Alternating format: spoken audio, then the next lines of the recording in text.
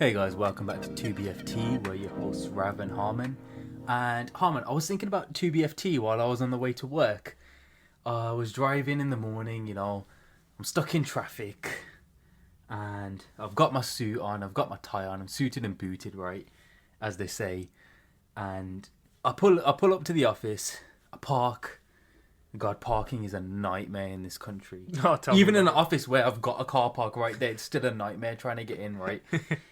But I make it to work, I get in, and I greet everyone, and I'm thinking about 2BFT, thinking about ideas for Wow. what we're going to talk about. Were you listening to all our episodes on the way? You're like thinking of non-stop about 2BFT. You know what I was listening to?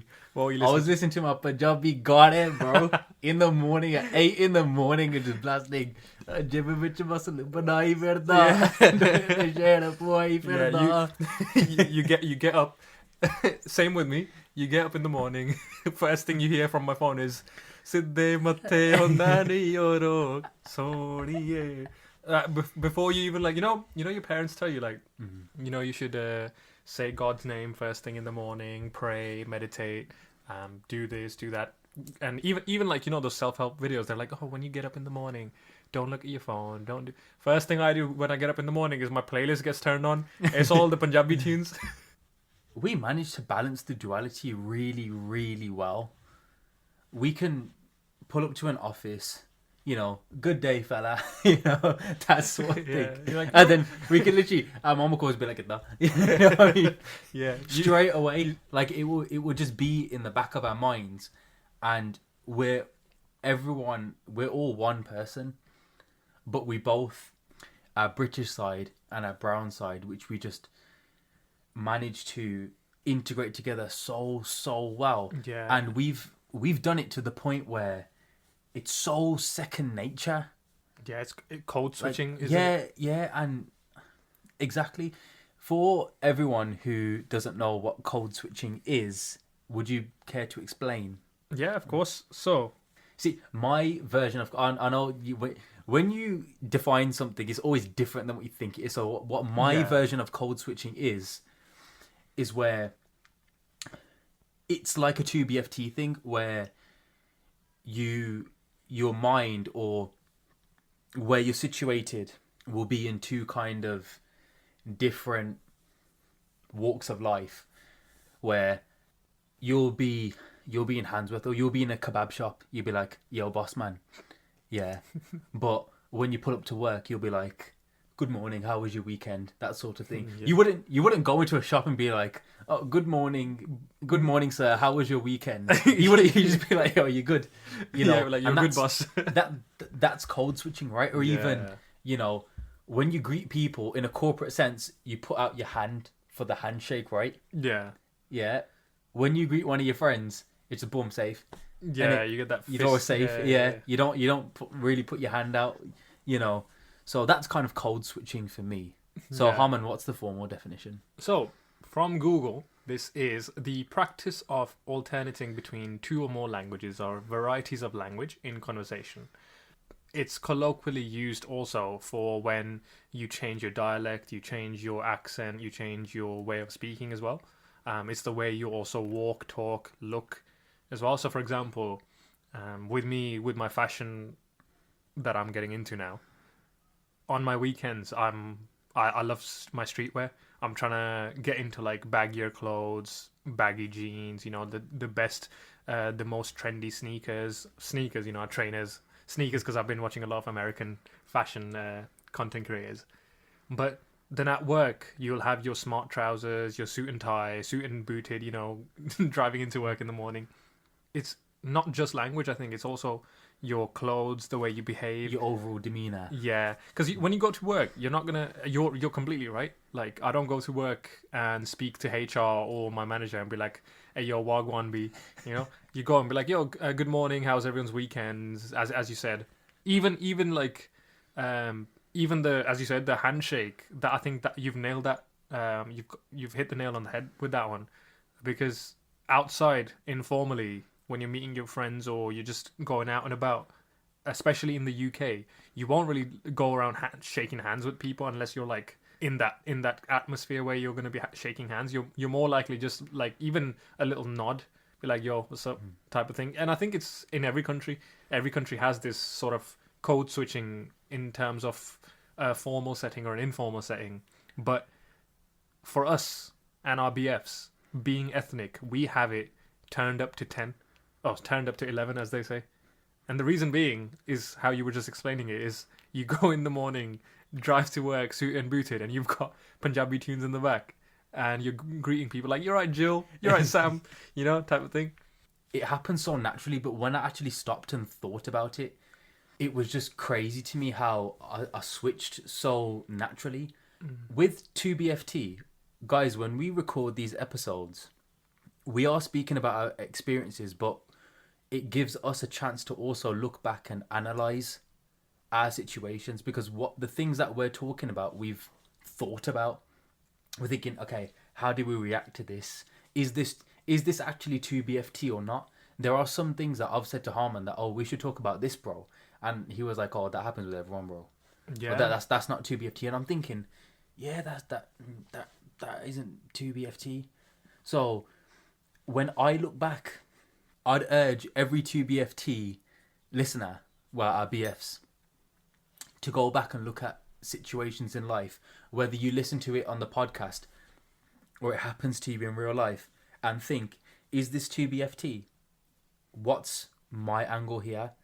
Did I respond from a more British side or a brown side? And when you start analysing, you'll think, you know what?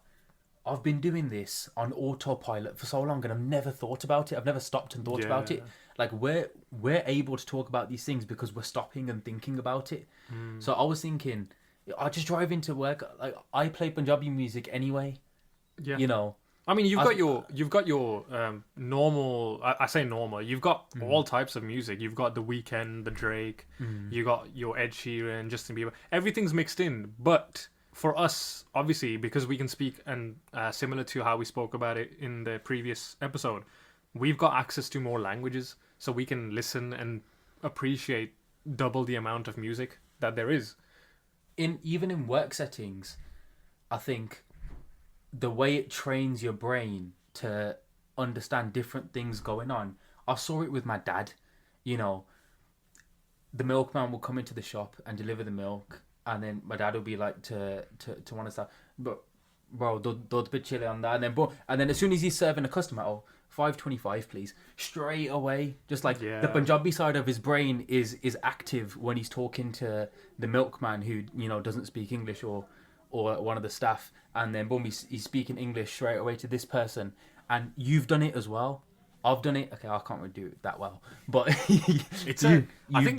you've done it. So I think it's a crazy skill to have, like being able to switch between two languages so seamlessly, like speaking to someone, especially if you're working at, let's say, something that's not as corporate, because I know we're speaking about going into work as a brown person in the corporate life, but like especially if you're working at a restaurant, a chip shop, or a grocery store, which you get to do that a lot.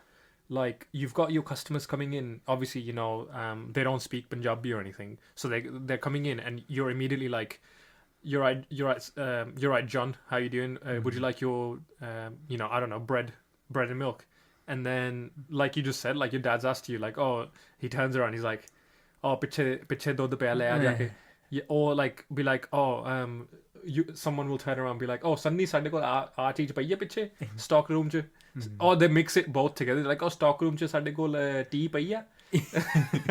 And then they turn around to that stuff throws you off. Yeah, bro. And then you turn around to the customer like, oh, sorry, we ain't got no tea. Sorry, mate. I can get it for you tomorrow. Getting into that like whole British accent with it.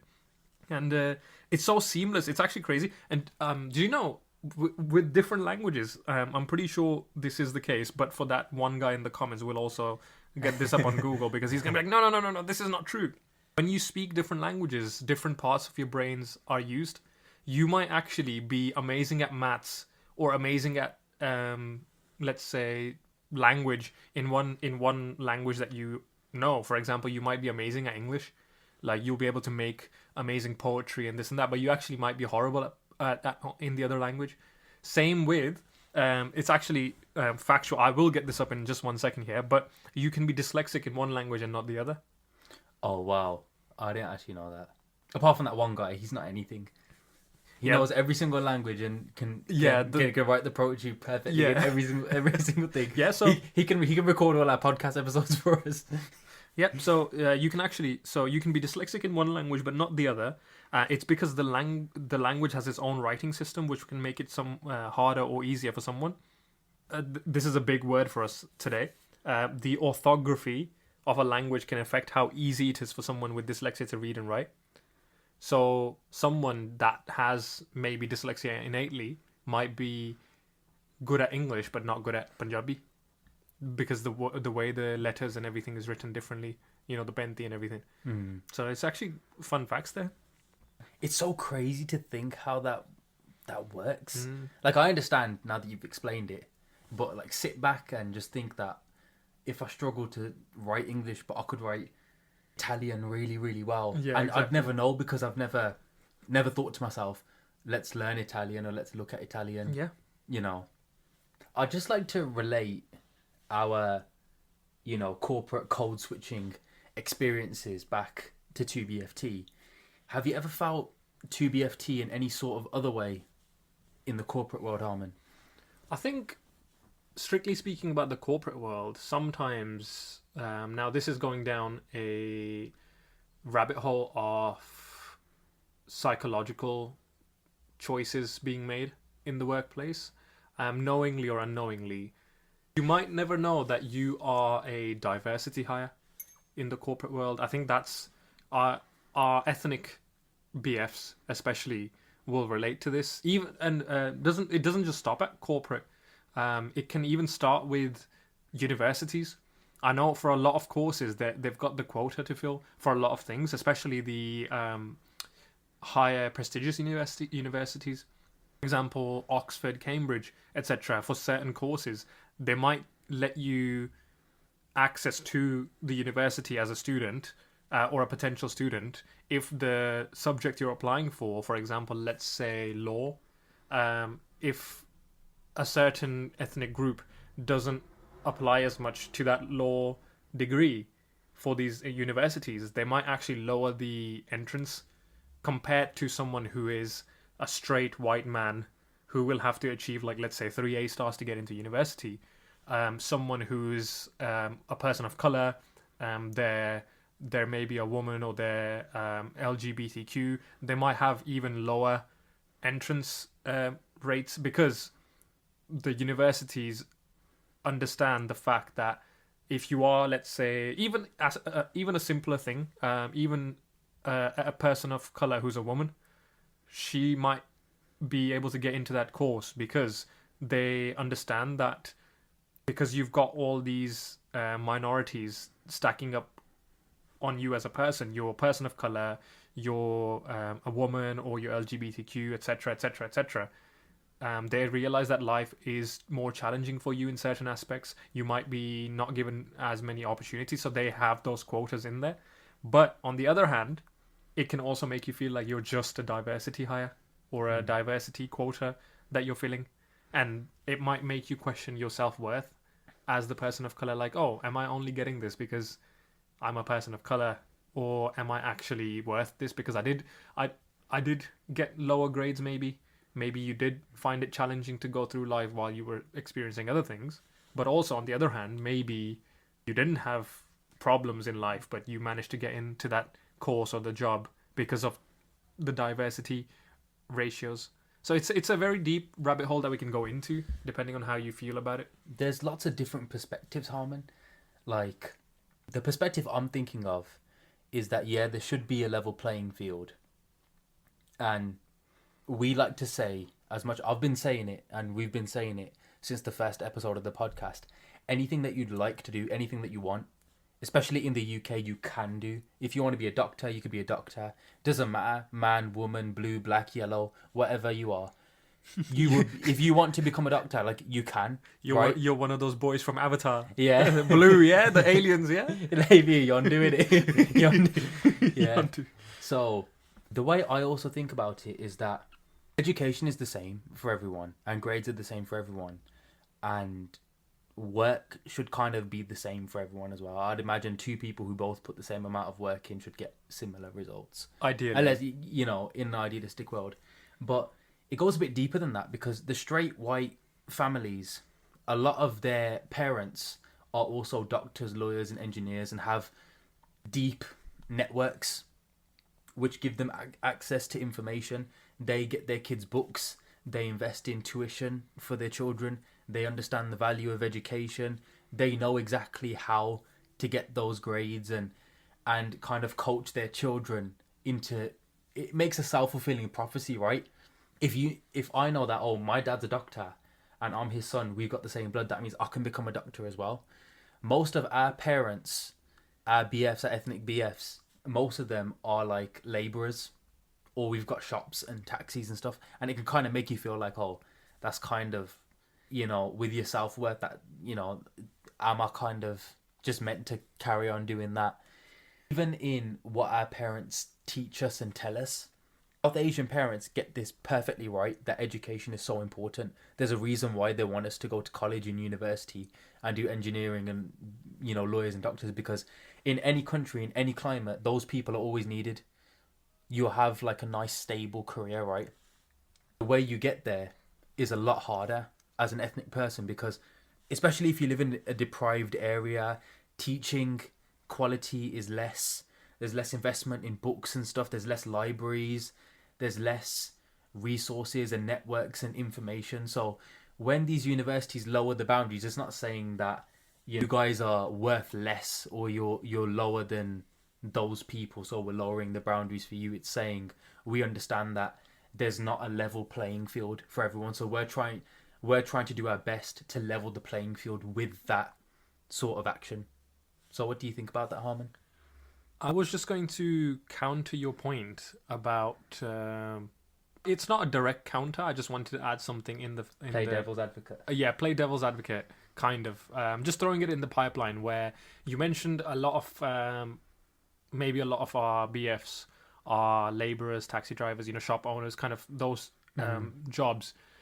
Have, however, noticed that a lot of people generation after that. So let's take the taxi driver example, because I know a lot of taxi drivers in the UK are brown guys, right? A lot of taxi drivers. I know there's African taxi drivers, there's Bangladeshi, Pakistani, Indian taxi drivers, but anyways, a lot of them that I've seen are brown. You can classify them as like the first generation, and then when they get home after their job, meet their kid. Let's say they meet you, they'll be like, Rav, beta, how you doing? Then they're gonna grab their shit and they're gonna smack you across the face, be like, why are you not studying? Blah, But then what that does is the pressure that's put on the kid then goes on to become a graduate and gets a job that's not something like a shop owner, taxi driver, whatever. They might not get to be an elite doctor or surgeon in the field, but they'll start and kick off that cycle of the family then improving. So I was just gonna counter the point of you're at home seeing your parents as shop owners, taxi drivers, etc. You'll feel like, oh, this is what I'm meant to do.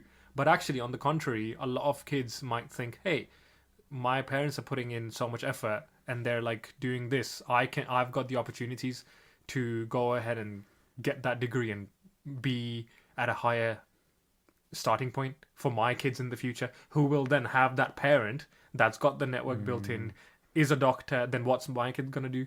Naturally, they're gonna go into being a doctor in it. Now, the reason I say that is because you mentioned all these straight white families. The reason they're already at that point in our generation is because the previous generation was already at that point, and the generation before them was already at that point. So the straight white families have had so long to get to those cycles where majority of them in a lot of areas are settled. Why? Because they've got a lot of them own their own houses. Obviously, you've got your people living in the council estates, or the ones that are living in our areas. They're going through the same thing. A lot of white people living amongst our areas, they're going through the exact same school life. Everything's the same for them as well. Because again, you've got your areas as well as your gender, race, everything. There's loads of kind of things that go into classifying someone. I'm coming across to the point I'm trying to make is the fact that there's also the other point of motivating your kids, which I think a lot of brown parents manage to do, especially if they themselves are working these jobs as taxi drivers, etc. Coming back to the point of being in the corporate world as a brown person, or even just an ethnic minority in general, do you ever wish that the offices that we work for, so we go in, we're blasting our Asian music, we're doing our code switching and everything, but sometimes I wish that there was more to it. I feel like we're getting all these opportunities, our people are making their mark in the world, a lot of brown people are CEOs and managers. And do you still feel like there's a bit of disconnect when it comes to culture? I know, like, one guy in the comment will be like, oh, if we keep giving people time off for all their festivals, then the whole place is going to be off at some point in their time, blah, blah, blah, blah, blah. But, like, I know we get New Year's off, we get Christmas off, but other cultures also have their big festivals. We have Diwali, there's Ramadan coming up as well. There's other festivals that we have. We've got our Gurpurbs that we got for us. And I feel like, I know asking for a day off for Diwali is a big stretch as a national holiday, because that's in India, isn't it? It's like, it's not really England's festival. Understanding that some people do have that ignorance, that they don't really realize that it's a festival for the people that do celebrate it. Because I know some people might say that, why is this person not at work today? Or like, why are we not getting? Why is this place so busy? But then they don't realize it's like, okay, maybe it's a festival for someone. I know we've just had the Lunar New Year, and we had some celebration up in town for the Chinese culture appreciation. But do you also feel like that? Or because I know there can be 2 points to this to counter it. I know one point is the fact that we live in England. It's inherently, from the beginning of time or whatever, like as far as I know, a Christian country. I know I know there's Protestants, Catholicism, this and that, but it's like they don't celebrate Diwali because Diwali originated from India. So I understand that one guy in the comments will be like, no, we shouldn't celebrate that festival here as a national holiday because it's not our national holiday. I get that. I completely understand. But also, we live here too. We class this place as home. We celebrate the things here. And sometimes I do, and I'm just going to say it. I'm just going to say it as it is because it's my opinion. I do feel like maybe it could have been celebrated. Maybe, the more festivals, the better. Why don't we celebrate it as a national thing? Because we do have a big Indian population in the UK. And what do Indians celebrate? One of their biggest festivals is Diwali. I know people celebrate it. I know there's celebrations going on, but like maybe giving it some more importance. I think that's my view on it. I know that one person in the comments is going to be like, oh no, that's you're turning this country into India. But that's my opinion. Do you know what? I agree, Harman, because whenever something happens with the royal family, like with the king or stuff like that, if you Google what happens when the king dies, or like, because I read an article what happened when the queen dies. Yeah. This is like years before the queen died, but they said that the radio shows are going to stop playing music for the day or something like that. Don't quote me on that. Like, the radio shows are going to do something. Like, there's going to be a minute silence. They'll make a day for it. So there is space to stop things from working and make it so. If you ask for it, it's not that they can't do it, right? Because when the king, the king's coronation, people were saying make a holiday for that, like a bank holiday and stuff. We have bank holidays, right? Where do they even come from? We had a bank holiday for the Queen passing, I think. Yeah. Either the Queen passing or the King's coronation. One of those things. We had a extra bank holiday last year. So there are extra days that you can put in. But it just depends. It just depends what it is, to be honest, Harman. Yeah. You know that we're not going to get one. No, that's what I'm trying to say. But I'm trying to say to you that it does happen, and like it can be. It can happen. It can be done. I'm not saying it will, but it definitely can. Yeah. Again, it's that argument of we live in a country that is British, And what do you think of when you say British? You think about a straight white man. When you say British, right? That's inherent. You think about the royal family. All of them are white.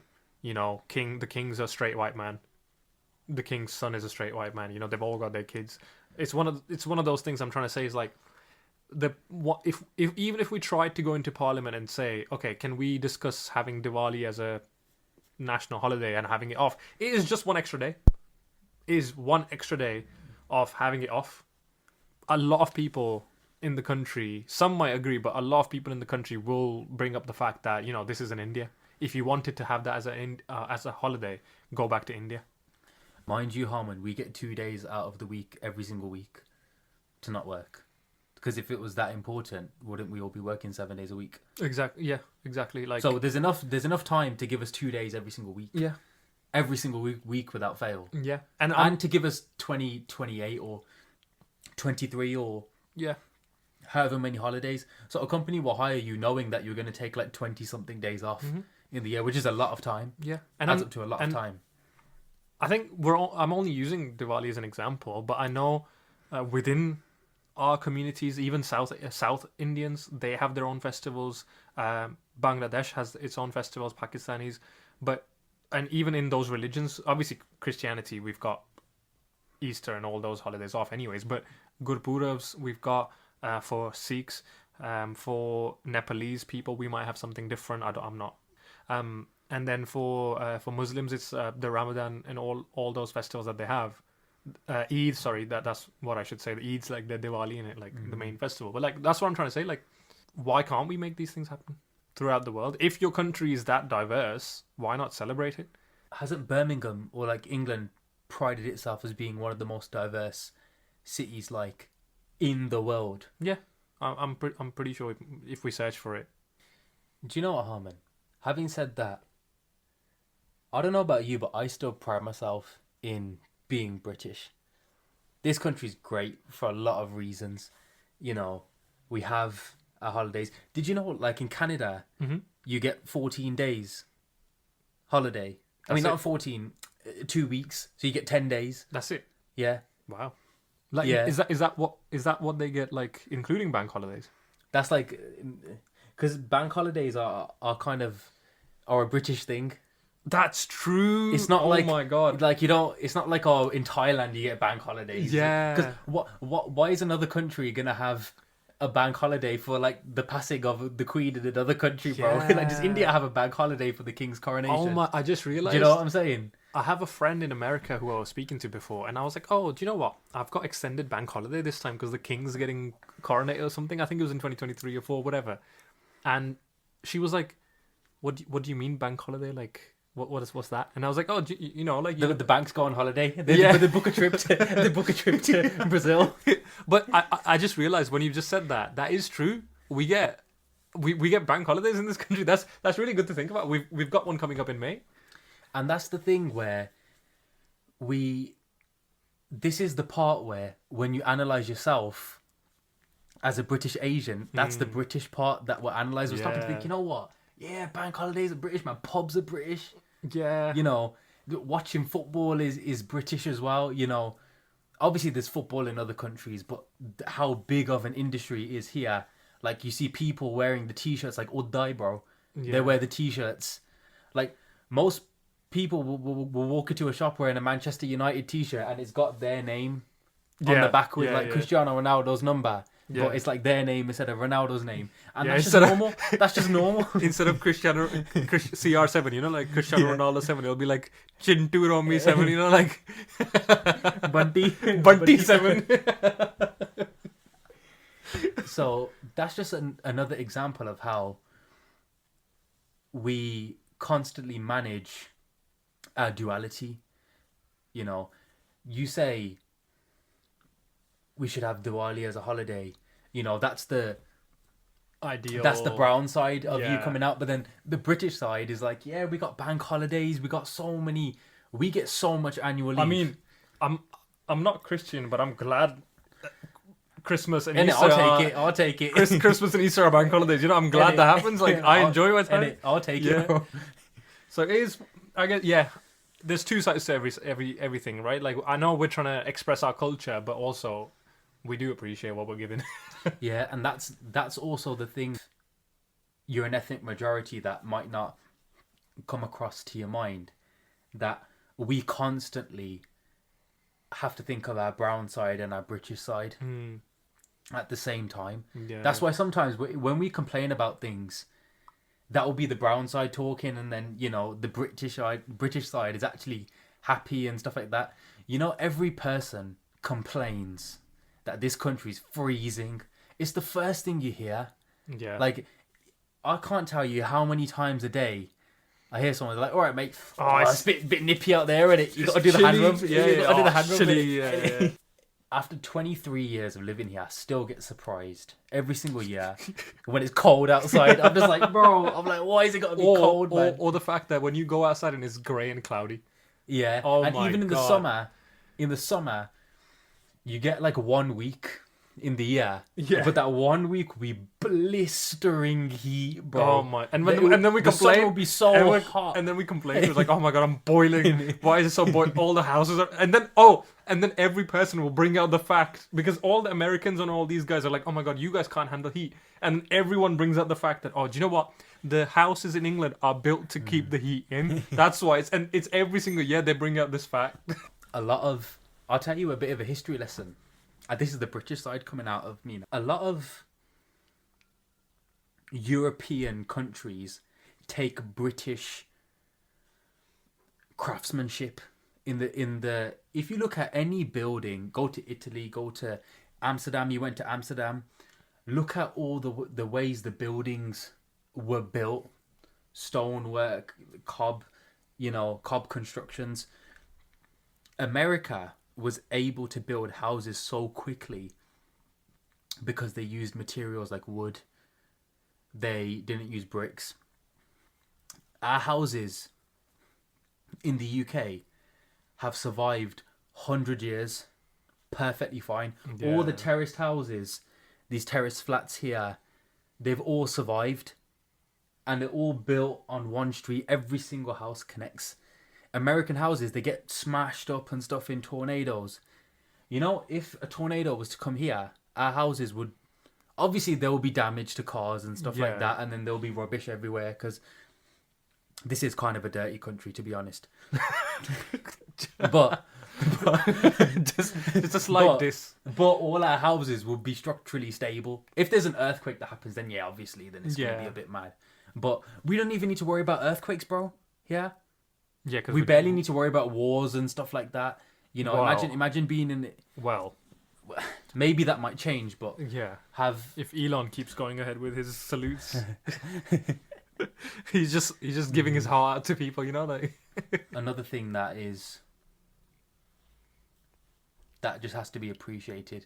The UK has a very rich, intense history, and other people love learning about it. We've got such a deep monarchy, King Henry VIII and stuff like that, and William Shakespeare and all of these people. Yeah, King William the Shakespeare. Yeah. No. He went from monarchy, King Henry VIII, to William Shakespeare. What was he, his brother?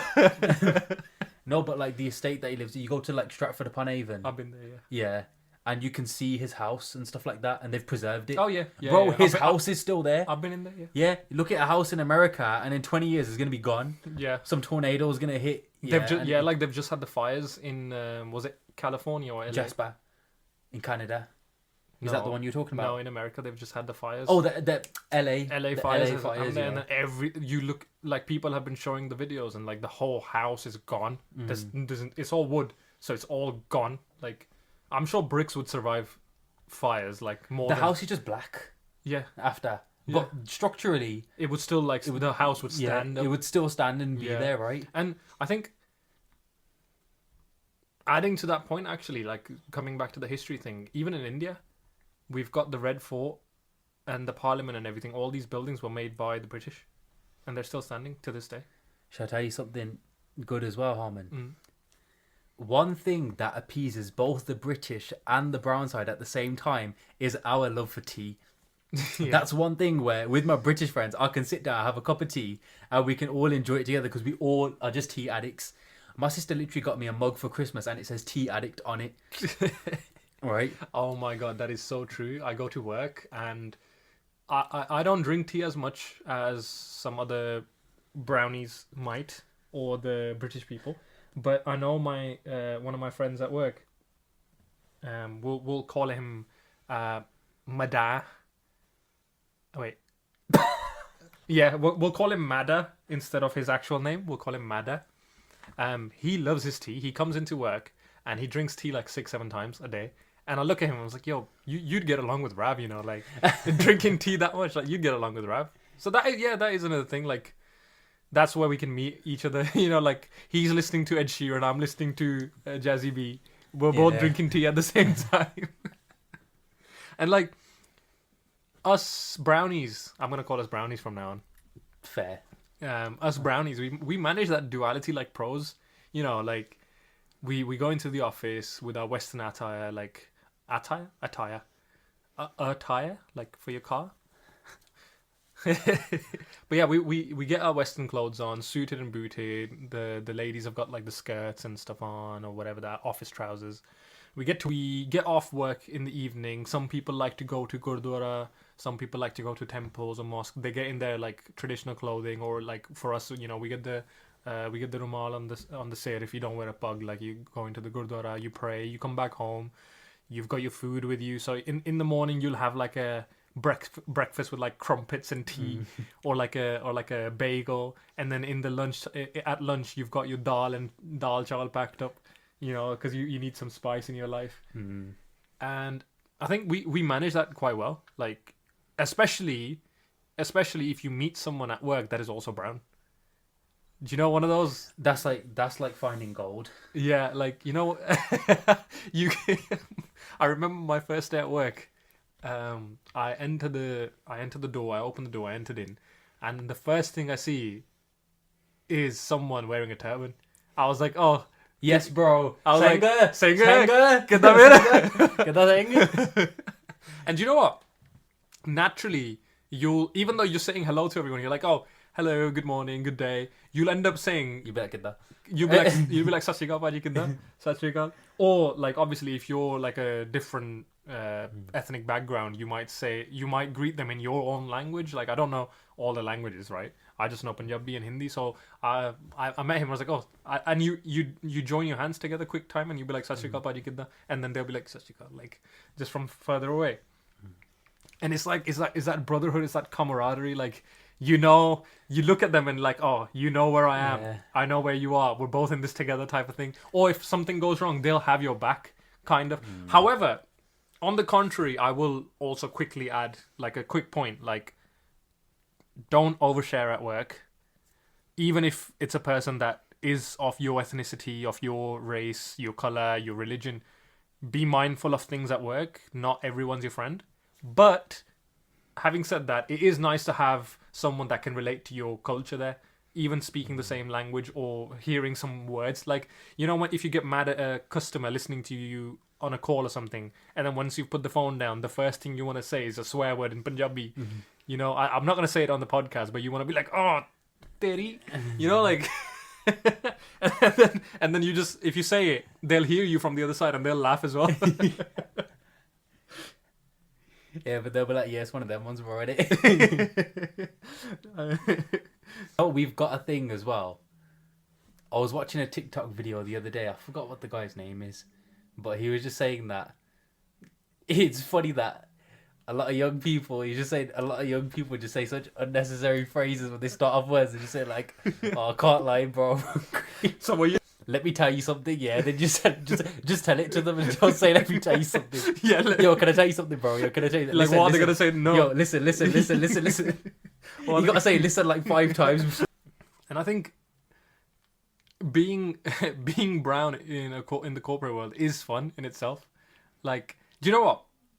If I was born again, I wouldn't have it any other way. I would love to be Punjabi. I would love to be ethnic again, because you get the whole point is you get to experience multiple things.